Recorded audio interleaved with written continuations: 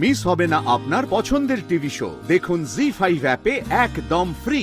মান সম্মান আমাদের কিচ্ছু রাখলো না। পাড়ার লোকজন যারা দেখা করতে এসেছিল তারা তো সবাই জিজ্ঞাসা করেছে যে যার হাজবেন্ড মারা গেল সে কোথায়। এবার আমাদের কি বলতে হচ্ছে, তিনি রিহার্সালে গেছেন। তার কি শো আছে না ফাংশন আছে কি আছে, তিনি রিহার্সালে গেছেন। তার নাকি শোক চলছে, শোক, বিন্দু মাত্র মিনিমাম শোক আছে ওর। বাবা দিদি ভাই, তুমি তো আজ একটা নতুন উদাহরণ তৈরি করলে গো, যা খেল দেখালে তুমি। বাহ, এই উদাহরণ যেন আর কাউকে তৈরি করতে না হয় রে। ঈশ্বর করুন তোকেও যেন না হয়। স্বামী সন্তান সবকিছু নিয়ে সংসার করছিস তো, তাই বুঝবি না। তবে অন্যের কষ্টকে না অবহেলা করিস না রে, তাচ্ছিল্য করিস না। বড় বড় কথা বলছে, খুব বড় বড় কথা বলছে। খুব কিসের দুঃখ তোমার? হ্যাঁ আচ্ছা কাকিমা, আপনাদের ছেলে চলে গেছে বলে কি দুঃখ শুধু আপনাদের, শোক শুধু আপনাদের? ওর বুঝি কোনো দুঃখ নেই, কোনো শোক নেই? কি বলছেন বলুন তো? দেখো, এই সমস্ত দুঃখের কাঁদুনি না আমার কাছে গাইতে এসো না। দুঃখ হচ্ছে, এই নাকি দুঃখ হওয়া? একটা অসুচের বাড়ি, সেখান থেকে তিনি চলে গেলেন নাচতে গাইতে।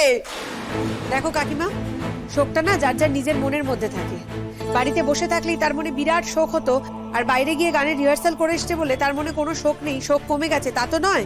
আর সুচরিতার দিকে তো তোমরা বাড়িতে রাখতেই চাওনি, উঠতে বসতে খোঁটা দিয়েছো, বাড়ি থেকে বার করে দিতে চেয়েছো, সব সময় বলেছো যে ওর খরচা তোমরা চালাতে পারবে না। তাহলে সেই মেয়েটা যায় কোথায়, করেটা কি? তার তো একটা নিজের জন্য কোনো পথ বার করতে হবে নাকি? ওই জন্য তাকে ধেই ধেই করে নেচে নেচে রোজগার করতে হবে, নেচে নেচে। নাচকে হয়তো আপনারা ছোট চোখে দেখেন, কিন্তু অনেকেই আছে যারা নাচকে ছোট চোখে দেখে না। আমরাও না নাচকে ছোট চোখে দেখি না। আর তাছাড়া আমি তো একজন ডান্সার, তাই নাচ নিয়ে যে আপনারা এরকম কথা বলছেন না, তার আমি তীব্র প্রতিবাদ করছি। আর সুচরিতা দি না নাচ করে না, গান গায়। আপনারা সবাই জানেন আপনাদের বাড়িতে এরকম একটা সম্পদ আছে, কিন্তু তার দাম আপনারা কোনোদিনও দেননি।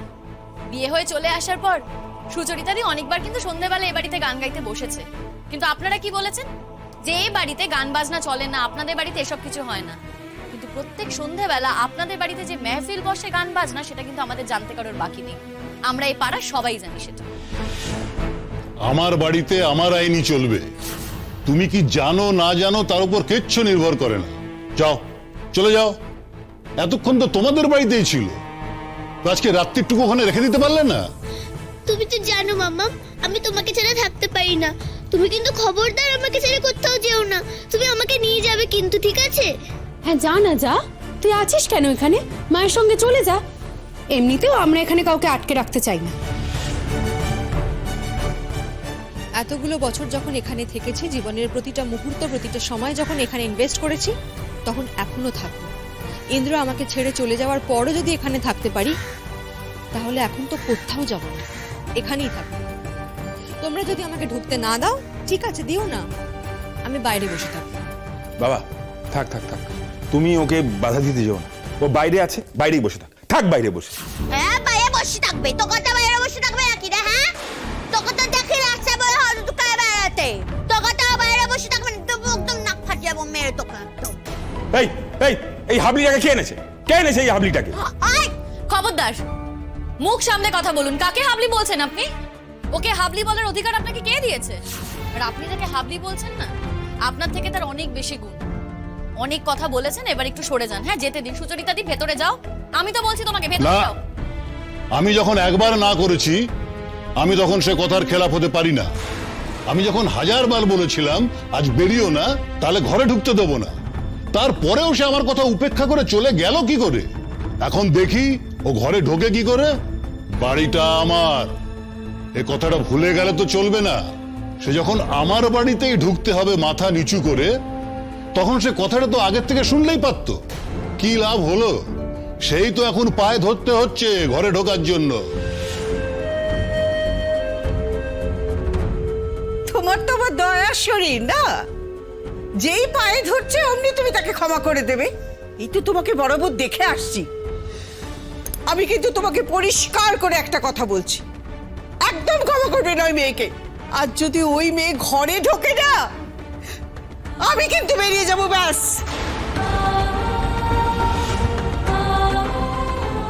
কিন্তু মা, এত রাত্রে আমি কোথায় যাব বলুন তো?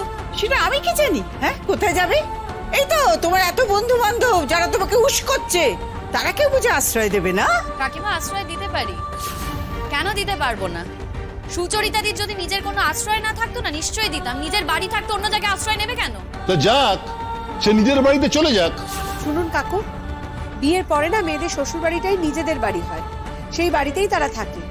এতগুলো বছর ধরে যখন নিজের ছেলে বাইরে আরেকটা সংসার পেতে ছিল, সুচরিতাদি তো আপনাদের বাড়িটা ছেড়ে চলে যায়নি। মেয়ে নিয়ে তো এই বাড়িতেই পড়েছিল, চাইলে তো চলে যেতেই পারতো আলাদা হয়ে, সেটা তো করেনি। বরং এই বাড়িতে পড়ে থেকেছে, আপনাদের দাসীগিরি করেছে, আপনারা নিজেদের মতো করে ভাই ফরমাস কাটিয়েছে। আর কি করেছে? মেয়ের সেবা যত্ন করেছে। আপনারা অকৃতজ্ঞ, আর অকৃতজ্ঞ বলেই না ওর সেই দিনগুলো আপনারা কেউ মনে রাখেননি। বাবা বাবা, এদের সঙ্গে না এত কথা বলার কোনো দরকার নেই, কোনো লাভ নেই। চলো তুমি ভিতরে যাও, আমি দরজাটা বন্ধ করি। একদম না, একদম দরজা বন্ধ করবেন না। বললাম না সুচরিতাদিকে ভেতরে যেতে দিতে হবে। কখনো না, কিছুতেই না। কি ভাবো তুমি? কি ভাবো? এটা কি মগের মুলুক? যেতে দিতে হবে বললো, অমনি যেতে দিলাম, অমনি ছেড়ে দিলাম। আমাকে কি ভাবো বলো তো? কি ভাবো? বেহায়া একটা মেয়ে, যাও চোখের সামনে থেকে, এখনই দূর হয়ে যাও, যাও। তুমি যে অন্যায় করেছো সেটা বুঝতেও পারছো না? অদ্ভুত ব্যাপার তো। তুমি যে এই অন্যায়টা করলে তার কোনো মাপ আছে নাকি? তুমি অশৌচ অবস্থায় চলে গেলে নাচ গান করতে। এই সময় এইসব কেউ করে বুঝি?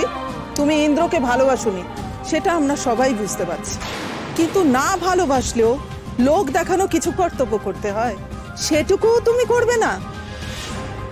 ইন্দ্রকে আমি ভালোবাসতাম কি বাসতাম না সেটা ইন্দ্র জানে, সেই কৈফিয়ত আমি আপনাদের দেব। আর এই জীবনের শেষ কদিন ও আমার সঙ্গে কিভাবে ছিল, কি কথা বলেছে, কি করেছে, সেগুলো আমি কাউকে বলতে বাধ্য নই। ওগুলো একান্ত আমার ব্যক্তিগত। এইসব কথায় আমরা যেতে চাই না। আমাদের শেষ কথা, আমরা দরজা বন্ধ করবো, ব্যাস। দরজা বন্ধ করবেন তো? দরজা বন্ধ করুন। এই দরজা কি করে খোলাতে হয় সেই ব্যবস্থা আমরাও করব। করুন, দরজা বন্ধ করে দিন, করে দিন। ভয় দেখাবে না, একদম একদম ভয় দেখাবে না বলে দিলাম। তোমাদের কতদূর কি ক্ষমতা সব আমাদের জানা আছে, বলে দিলাম। আমি দরজা বন্ধ করলাম।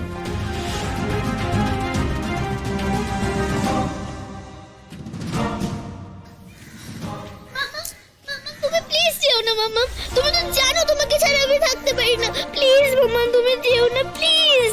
তুই কোনো চিন্তা করিস না টুইঙ্কেল, তোর মা যাতে এই বাড়িতে মাথা উঁচু করে ঢুকতে পারে তার ব্যবস্থা আমরা করব, কোনো চিন্তা নেই তোর। দেখলে কি অসভ্য, এত রাত হয়ে গেল কিন্তু সুচরিতাদিকে বাড়িতে ঢুকতে দিল না, বের করে দিল। हाँ, और আমাদের भी तो अब घर जाना चाहिए, वरना तो আমাদের भी दरवाजा बंद হয়ে যাবে। বেশ, তোরা তাহলে চলে যা, আমি আর শিমুল থানায় যাচ্ছি। এটা তো হতে পারে না, বাড়ির বউকে এরকম একটা দুর্দিনে সারা রাত বাড়ির বাইরে দাঁড় করিয়ে রাখবে আর ওরা পার পেয়ে যাবে, এটা তো হতেই পারে না কোনোভাবে। এর উচিত শাস্তি, এর উচিত জবাব দিতেই হবে। জি5 ডাউনলোড করুন আর সব এপিসোড দেখুন একদম ফ্রি।